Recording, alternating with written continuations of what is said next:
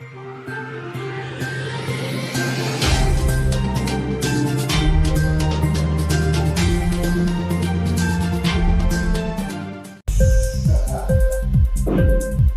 TV prime time news కి స్వాగతం.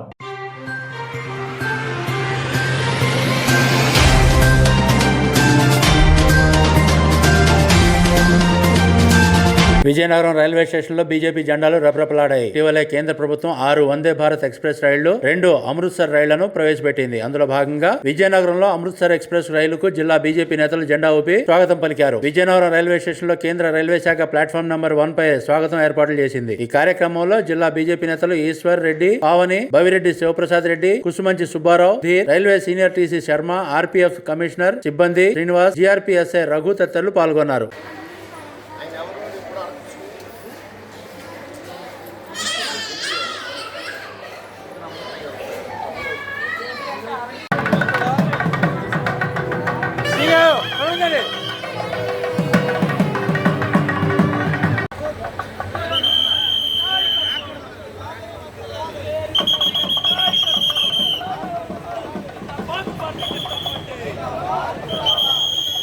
తీసే శ్రీనివాసు అక్కలేదు.